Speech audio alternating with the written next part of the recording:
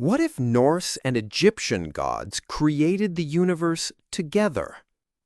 All right, cosmic explorers and myth mashers, we've sailed the divine seas of Japan, witnessed islands stirred from chaos, and delved into the legendary life of an unbeatable samurai. But today, we're doing something truly unprecedented. We're asking the ultimate what-if question.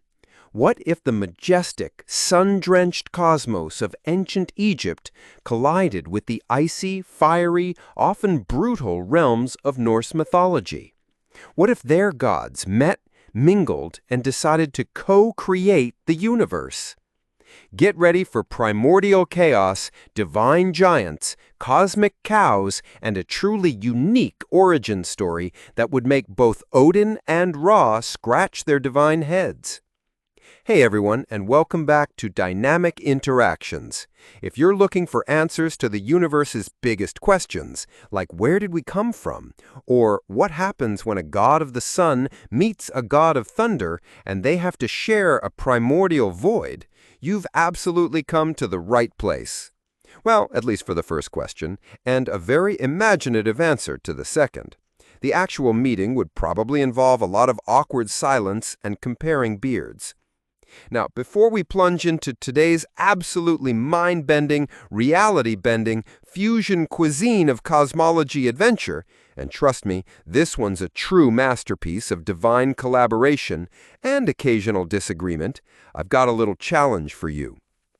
If, by the end of this journey, your brain has expanded, your mind has been blown, and you've genuinely learned something new, something that makes you go, "Whoa, that's wild. My entire understanding of primordial butter has shifted, and now I see rainbows differently."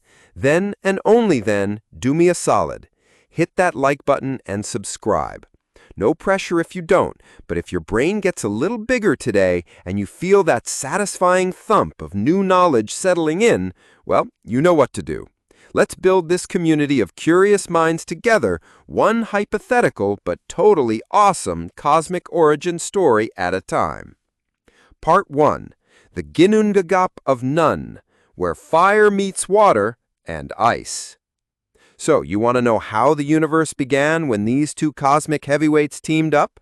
Before we even think about gods, giants, or talking hammers, imagine the absolute earliest state of existence.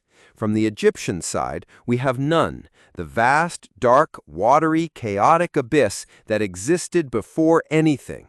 It was the universe's first, ultimate liquid void, full of unorganized potential.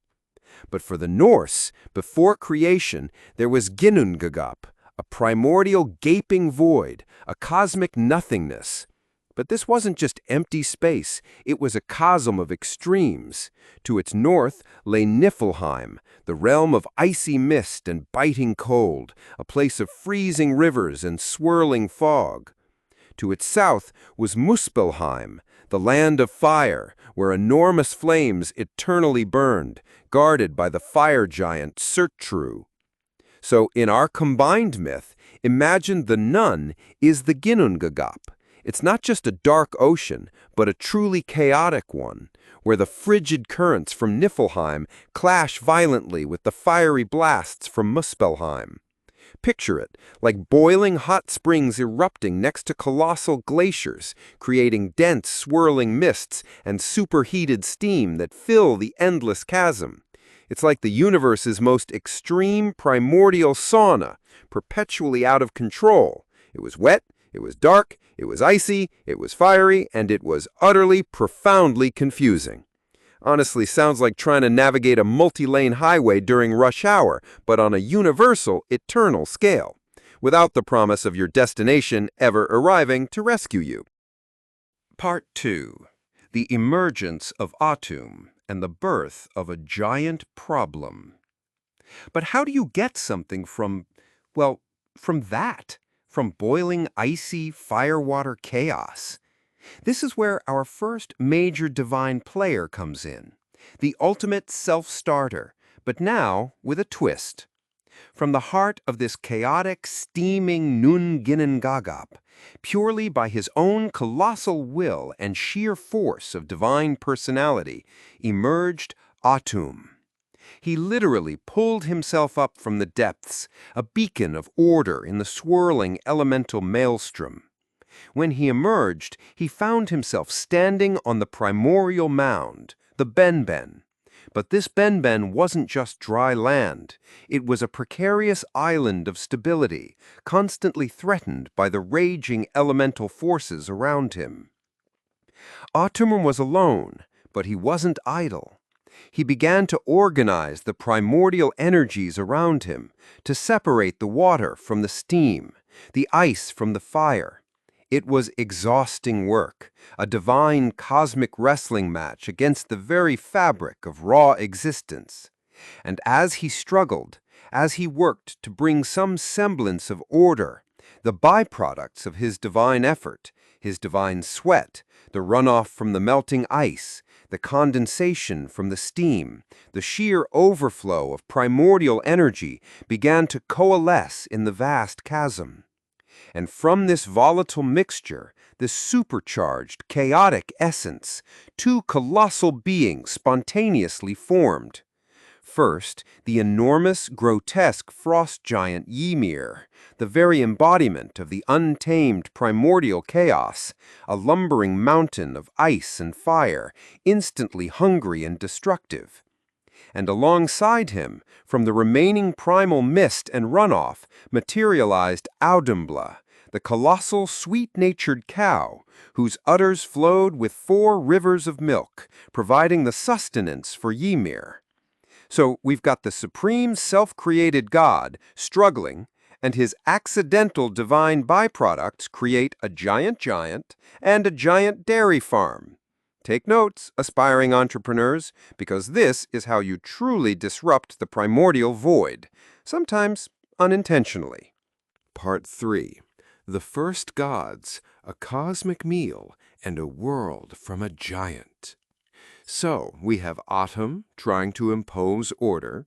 We have Ymir, basically a walking, hungry, chaotic natural disaster. And we have Audumbla, producing enough milk to fill a galaxy. But where do the other gods come from?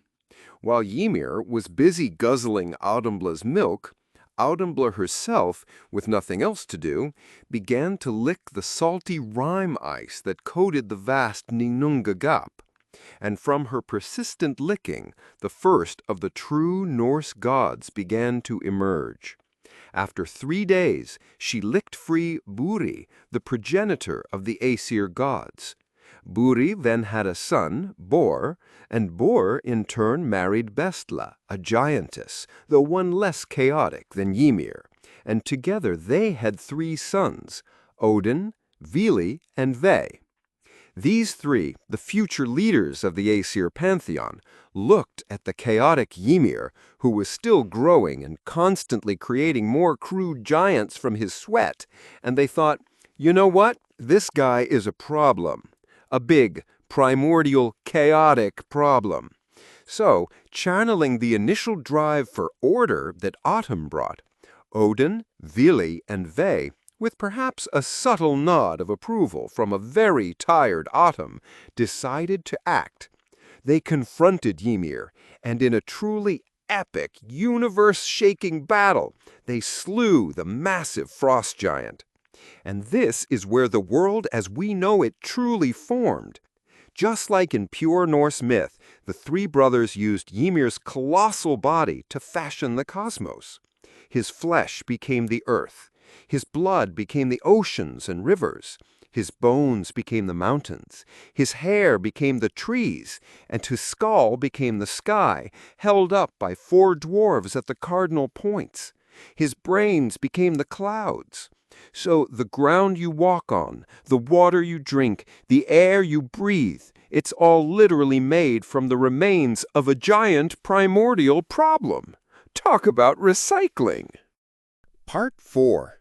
Shoe and Nut, creating the space within the world. So, the Norse gods have built the physical structure of the world from Ymir. It's got land, water, mountains, a sky. It's solid. But wait, there's a distinct Egyptian touch needed here, because while the world was formed, it was still a bit squashed. Everything was pressed together. There wasn't enough space. Remember Atum? While the Aesir were busy dismantling Ymir, Atum, from his secure spot on the Benben, had already created his first children, Shu, the god of air and space, and Tefnut, the goddess of moisture. And they had already given birth to Geb, the earth god, who now had a lot more earth to work with thanks to Ymir's flesh, and Nut, the sky goddess, who had a much larger ceiling now thanks to Ymir's skull. Now Geb and Nut, being the deeply passionate and inseparable cosmic lovers they were constantly locked in a full embrace, preventing the world from truly expanding and allowing things to breathe. It was a beautiful romance, but a terrible design flaw for a burgeoning cosmos. So this is where Shu, the god of air, steps in. With the physical world already created from Ymir, it was Shu's specific divine purpose to create the space within it. Imagine him channeling his incredible atmospheric power, gently but firmly separating Geb, the new Ymir-based earth, and Nut, the new Ymir skull-based sky. He literally lifted Nut high above Geb, creating the vast, breathable expanse, the atmosphere, the firmament that allows stars to twinkle and life to thrive within the world forged from Ymir. It's the ultimate divine intervention in personal space, all for the good of cosmic order and preventing the universe from becoming a giant squished ice and fire-infused pancake. Part 5. Humanity, blending logs, tears, and soul. With a fully formed world and proper space within it, the gods now needed someone to inhabit it, to tend to it, and crucially, to praise them. Both pantheons had ideas about humanity. From the Norse side, after slaying Ymir and creating the world, Odin, Vili, and Ve were said to have found 2 logs, a male and a female, washed up on the seashore. They gave them gifts. Odin gave them breath and life. Vili gave them understanding and movement, and Ve gave them speech and senses.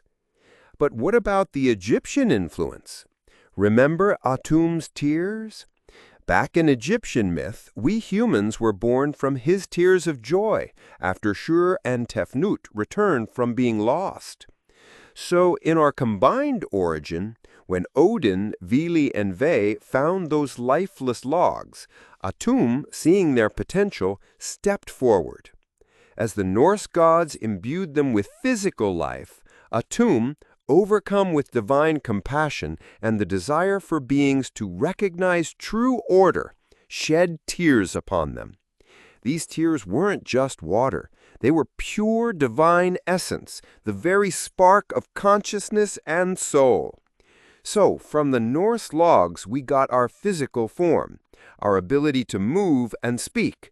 But from Atum's tears we received our Ka, life force, our Ba, soul or personality, our consciousness, and our innate drive for Ma'at, for balance, truth, and cosmic order. We are not just beings of wood. We are beings infused with cosmic teardrops, making us both resilient and deeply soulful. It explains why we can build mighty structures and ponder the meaning of the universe. Part 6. A cosmos of collaboration and constant balance. So what kind of universe do we have now? It's a complex, multi-layered cosmos born from a truly unlikely divine collaboration. The Aesir gods, Odin, Thor, Freya, etc., now preside over Asgard, the realm of the gods, connected to Midgard, Earth, by the Bifrost Bridge. They are the guardians of the physical world, defending it from giants, maintaining order through strength and valor, and ensuring the cycles of war and life continue. Their focus is on the concrete, the heroic, the immediate. Meanwhile, the Egyptian gods, Ra, Osiris, Isis, Thoth, etc., maintain the high plane of heaven, now a more ethereal cosmic plane, perhaps influencing the movements of the stars and the deeper spiritual currents, and tirelessly work to uphold Ma'at. This isn't just about truth and justice on earth. It's the cosmic principle that prevents the entire Norse-Egyptian universe from collapsing back into the chaotic Ginnungagap. They ensure the sun rises and sets. Ra's daily journey is now paramount. The Nile, or a similarly vital river, flows, and that the balance between all the realms, even those in Norse mythology like Hel or the icy depths of Niflheim, is maintained. Ragnarök, the Norse prophesied end of the world, isn't just a fate, it's the ultimate test of Ma'at. The Egyptian gods would be constantly working to prevent it, or to ensure that if it came, a new, more balanced world could be reborn from the remnants, much like their own cyclical renewals. It's a universe where heroic struggle meets cosmic order, where physical might balances spiritual truth, and where the sun shines on a world built from giants, protected by gods, and imbued with the tears of creation. A truly dynamic and potentially explosive divine coexistence. Wrapping up, the ultimate crossover episode. So there you have it, the hypothetical but utterly epic origin story of a universe where Norse and Egyptian mythologies collided. From the fiery, icy depths of the Ginnungagap to the emergence of Atum and the accidental birth of Ymir and Audumbla, to the slaying of the giant by the Aesir to form the world, the creation of space by Shu, and finally the birth of humanity from Norse logs infused with Atum's divine tears. It's a story steeped in both brutal creation and meticulous cosmic ordering, a blend of fate and cycles, balance and heroic struggle. It's the ultimate divine collaboration, proving that sometimes even gods from different pantheons can find common ground when faced with creating everything from nothing. I truly hope you found this deep dive into our speculative myth as fascinating and perhaps even as amusing as I did while imagining it for you. If your mind is buzzing with new knowledge, if you feel like you genuinely learned something profound and surprising about how these incredible mythologies could intertwine, then please, please, please consider hitting that like button and subscribing to the channel for more journeys into the weird, wonderful, and utterly captivating world of ancient myths, legends, and history. Your support helps me keep exploring these awesome topics and bringing them to you. Thanks so much for watching, stay curious, and I'll see you in the next video, where we might just explore what happens when Zeus tries to host a feast for the Hindu gods, or perhaps the ultimate divine talent show. You won't want to miss that one. Bye for now.